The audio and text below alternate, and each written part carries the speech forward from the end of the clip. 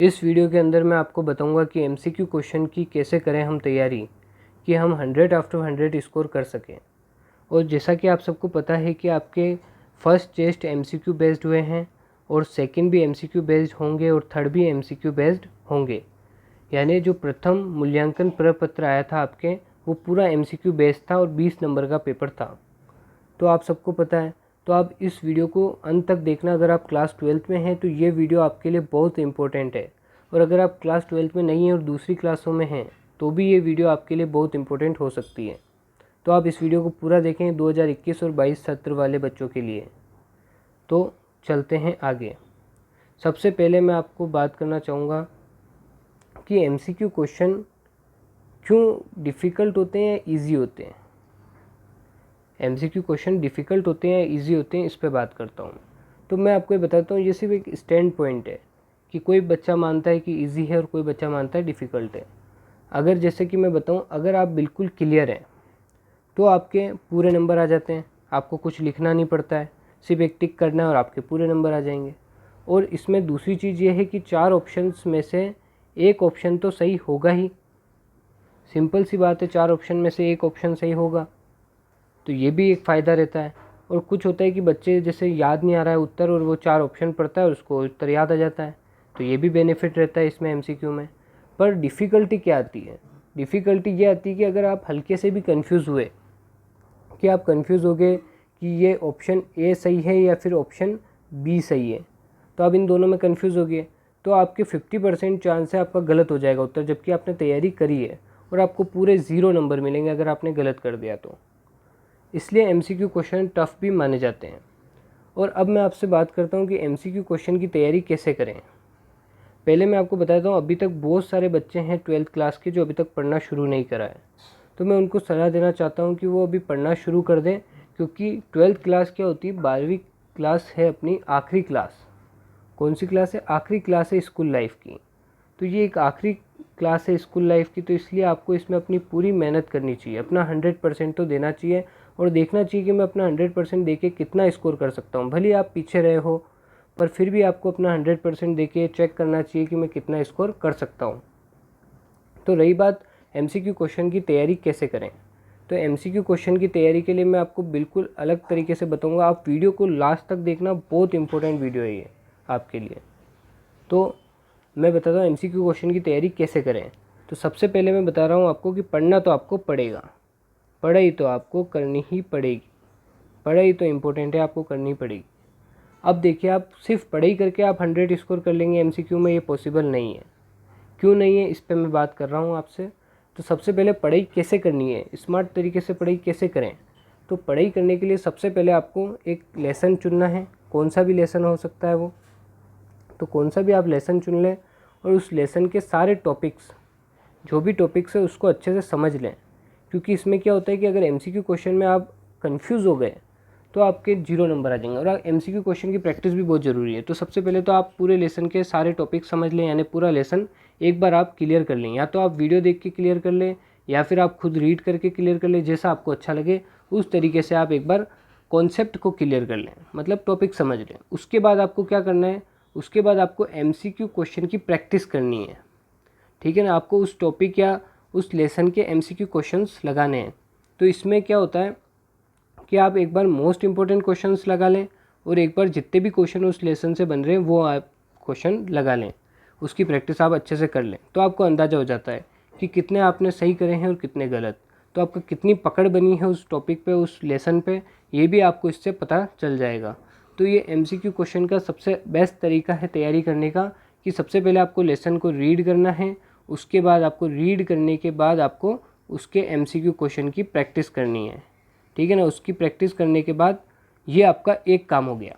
अब आप सोच रहे हो कि चलो ये मेरे को पता चल गया, अब मैं वीडियो छोड़ देता हूँ। नहीं, आपको ये वीडियो पूरी देखनी है, क्योंकि ये वीडियो बहुत ज़्यादा इंपॉर्टेंट है।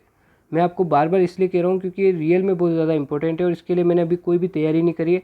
मैं डायरेक्ट आपको बता रहा हूँ, कोई लिखा हुआ कंटेंट नहीं है मेरे पास, तो मैं लाइन वाइज बता रहा हूँ, तो इसलिए आप ध्यान से इसको सुने। तो ये चीज़ करने के बाद आपको लगता है कि मेरा 100% आ जाएंगे, नहीं आएंगे। क्यों नहीं आएंगे? क्योंकि एमसीक्यू क्वेश्चन में क्या होता है कि आप कहीं कहीं सिली मिस्टेक भी कर देते हैं। सिली मिस्टेक का मतलब कि कोई भी छोटी मोटी गलतियाँ, जैसे अगर क्वेश्चन आया था कि इनमें से कौन से पर्यायवाची इस शब्द के नहीं है, तो आपने कर दिया कि ना पर्यायवाची है, समझ के आपने उस पर टिक कर दिया, क्योंकि जल्दबाजी में एग्ज़ाम में हो जाती है ऐसी गड़बड़ें। और बहुत जगह ऐसा भी होता है कि हमारे को टिक कुछ करना पड़ता है, टिक कुछ और कर देते हैं। तो ऐसी बहुत सारी सिली मिस्टेक होती है, तो आपको पता होना चाहिए कौन सी आप सिली मिस्टेक कर सकते हैं और कौन सी नहीं करनी है, आपको उधर ध्यान रखना पड़ता है। तो इसकी प्रैक्टिस भी बहुत ज़रूरी है। तो सिली मिस्टेक्स का ध्यान रखें। और अगली चीज़ें, बाय चांस ऐसा हो जाए कि आपने अच्छे से तैयारी कर ली, आपने एमसीक्यू क्वेश्चन लगा लिए, इंपॉर्टेंट क्वेश्चन लगा लिए, फिर भी कुछ क्वेश्चन आ गए, समझ लीजिए 3 क्वेश्चन आ गए 20 में से, तो अब आप क्या करेंगे कि वो 3 क्वेश्चन बिल्कुल भी आपको आते ही नहीं है, तो क्या आप उसको छोड़ के आ जाएंगे? नहीं।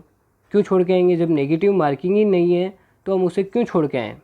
तो हम उसे अटेम्प्ट करके आएंगे। तो अगर हम ऐसे क्वेश्चन अटेम्प्ट करेंगे जो हमें बिल्कुल भी नहीं आते, तो उसके कितने % चांस होते हैं सही होने के? तो आपको पता है कि उसके सिर्फ 25% चांस होंगे सही होने के, और 75% चांस होंगे कि वो उत्तर आपका क्या हो जाएगा? गलत हो जाएगा। सिर्फ 25% चांस है सही होने के। तो क्या ये सही चीज़ है कि हम ऐसे ही टिक कर दें कुछ भी? गलत है ना। तो आपको क्या पता होना चाहिए? एमसीक्यू टेक्निक्स पता होनी चाहिए कि इंटेलेक्चुअल गेस कैसे मारें, यानी इंटेलेक्चुअल गेस कैसे लगाएं कि हम करेक्ट उत्तर कर सकें। तो जब आप इंटेलेक्चुअली गेस करते हैं तो आपके 75% चांस होते हैं सही होने के, कहीं कहीं 90% चांस भी होते हैं। ये मैं आपको कैसे कह रहा हूँ?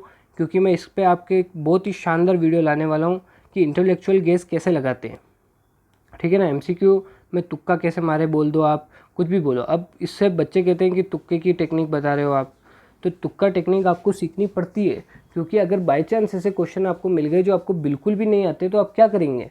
आप छोड़ के आ जाएंगे क्या? नहीं, आप करके आएंगे। तो आपके पास ऐसा ब्रह्मास्त्र होना चाहिए कि जब कुछ भी नहीं आ रहा है तो आपको पता है कि मुझे टेंशन नहीं, क्योंकि मेरे पास ब्रह्मास्त्र है, मैं वो टेक्निक लगा के सही उत्तर तक पहुँच जाऊँगा। तो इसलिए आपको एमसीक्यू क्वेश्चन की बहुत ज़्यादा प्रैक्टिस करनी है। और आपको देख लीजिए, पार्ट को तो पढ़ना ही है, खाली ब्रह्मास्त्र के भरोसे नहीं रहना है। एमसीक्यू क्वेश्चन के लिए मैंने जो टेक्निक बताई कि सबसे पहले लेसन आपने पढ़ा होना चाहिए, कॉन्सेप्ट समझे होने चाहिए, उसके साथ एमसीक्यू की प्रैक्टिस होनी चाहिए, प्रैक्टिस करी हुई होनी चाहिए। फिर आपको सिली मिस्टेक्स का भी ध्यान रखना है, सिली मिस्टेक्स की गड़बड़ ना हो। तीसरी आपको ध्यान रखना है कि आप ब्रह्मास्त्र आपके पास होना चाहिए, मतलब इंटेलेक्चुअल गेस आप लगा सकते हो, तो उसकी टेक्निक्स होती है। मैं इस पर बहुत ही खतरनाक वीडियो लाने वाला हूँ जिसमें मैं आपको बहुत ज़्यादा टेक्निक्स बताऊँगा। पूरे यूट्यूब पे आपको इतनी टेक्निक्स नहीं मिलेगी एक ही वीडियो में। मैं आपको एक ही वीडियो में इतनी सारी टेक्निक्स बताऊँगा और उसके लॉजिकल रीज़न भी बताऊँगा क्यों ये काम करती है, ठीक है ना। तो इस पर मैं आपको वीडियो लाने वाला हूँ। और अब मैं आपको एक और चीज़ बता देता हूँ कि ये जो है पार्ट, जैसे भूगोल पार्ट 1, मानव भूगोल प्रकृति व विशेष क्षेत्र, ये इस पर मैंने पिछले साल एक वीडियो बनाई थी। हाँ, जैसा मैं आपको बता रहा था कि मानव भूगोल प्रकृति व विशेष क्षेत्र, इस पर मैंने पिछले साल एक वीडियो बनाई थी। ये अभी भी बच्चे देख रहे हैं क्योंकि पार्ट सेम टू सेम है। तो 173 सब्सक्राइबर है इसमें, सॉरी 173 लाइक आए हैं इस वीडियो पे। जबकि आप देखिए कि थंबनेल में मैंने साफ लिखा हुआ है, अगर इस वीडियो को देख लिया तो पार्ट आपके दिमाग में छप जाएगा। और ये रियल में मैंने पॉसिबल किया है। आप इस वीडियो को अच्छे से देखें तो आपको खुद को लगेगा कि हाँ यार, ये बहुत अच्छी वीडियो है और आपको अच्छे से पार्ट समझ में भी आ गया और याद भी हो गया। इस 16 मिनट की वीडियो के अंदर मैंने 3 बार फर्स्ट लेसन कराया है। ये फर्स्ट लेसन मैंने 3 बार कराया है, तो आप ये वीडियो देख सकते हैं। पर इस साल मैं सोच रहा हूँ कुछ अच्छी चीज़ करने की। तो आप कहेंगे ऐसा क्या नया करने की सोच रहे हैं आप? तो मैं ये सोच रहा हूँ कि इस साल क्या एमसीक्यू क्वेश्चन यानी बहुत ज़्यादा इंपॉर्टेंट है। तो एमसीक्यू क्वेश्चन में मैं ये सोच रहा हूँ कि सबसे पहले मैं एक वीडियो बनाऊँगा, जैसे समझ लीजिए भूगोल का लेसन 1 की मैंने वीडियो बनाई, उस पर मैं सबसे पहले बनाऊँगा मोस्ट इंपॉर्टेंट क्वेश्चंस, एमसीक्यू के मोस्ट इंपॉर्टेंट क्वेश्चन। अब मोस्ट इंपॉर्टेंट क्वेश्चन में क्या रखूँगा मैं? तो मोस्ट इंपॉर्टेंट क्वेश्चन में मैं ये रखने वाला हूँ कि जैसे कुछ भी जो भी बहुत ज़्यादा इंपॉर्टेंट क्वेश्चन है, जैसे लेसन 1 का जितने भी मोस्ट इंपॉर्टेंट क्वेश्चंस बनेंगे वो सारे मैं उस वीडियो के अंदर कवर करूँगा एक वीडियो के अंदर। और नेक्स्ट वीडियो बनाऊँगा मैं उसी लेसन 1 की इंपॉर्टेंट क्वेश्चन। तो मोस्ट इंपॉर्टेंट में मैं ऐसे क्वेश्चन रखूँगा जिसके 90% चांस है या 90% से भी ज़्यादा चांस है सही होने के, कि ये क्वेश्चन आपके एग्ज़ाम में दिख सकता है। अब आप कहेंगे कि ऐसे हर कौन से एक क्वेश्चन उठा के डाल देगा, वीडियो बनानी है? नहीं, मैं आपके ऐसे क्वेश्चंस रखने वाला हूँ जो रियल में इंपॉर्टेंट है। आप कहेंगे रियल में कैसे इंपॉर्टेंट है आप बताओगे? तो मैं बिल्कुल रिसर्च करके आपको बनाऊंगा। रिसर्च बेस्ड क्वेश्चन होंगे। वो कौन से क्वेश्चन होंगे? Research based. मैं अच्छे से प्रॉपर रिसर्च करूँगा, प्रॉपर रिसर्च बेस्ड क्वेश्चन मैं आपको ढूंढ के अच्छे से रिसर्च करके मैं आपको बताऊंगा कि इस, और मेरा एक्सपीरियंस भी बोलता है, तो इसलिए मैं आपको परफेक्ट एक्सपीरियंस के साथ और प्रॉपर रिसर्च बेस्ड आपको बताऊंगा और 90% चांस है उन क्वेश्चंस के आने के। तो पहली वीडियो रहेगी मोस्ट इंपॉर्टेंट क्वेश्चन की हर लेसन की, और फिर रहेगी एक इम्पॉर्टेंट क्वेश्चन की, ताकि आप अच्छे से प्रैक्टिस कर सकें और आपके नंबर कहीं भी ना कटें। MCQ क्वेश्चन के साथ साथ मैं ऐसा सोच रहा हूँ कि जैसे कुछ बड़े क्वेश्चन भी बनते हैं किसी किसी टॉपिक से, जैसे घनत्व का टॉपिक आ गया, वितरण का टॉपिक आ गया, तो इनसे क्या बड़े क्वेश्चन भी बन जाते हैं। तो जिससे बड़े क्वेश्चन बनते हैं तो उसके लिए मैं एक एक टॉपिक वाइज वीडियो बना दूंगा। जैसे अगर वितरण और घनत्व का आ गया तो वितरण और घनत्व की एक वीडियो बना दूंगा, उसमें पूरा कॉन्सेप्ट क्लियर कर दूंगा और कैसे आपको उत्तर लिखना है बेस्ट वो भी मैं बता दूंगा। और तीसरी चीज़ मैं एक और करने वाला हूँ, जैसे आपको पता है कि इस साल सिलेबस बदल चुका है, पर फिर भी कुछ जैसे टॉपिक है और कुछ ऐसे क्वेश्चन है जो सेम है।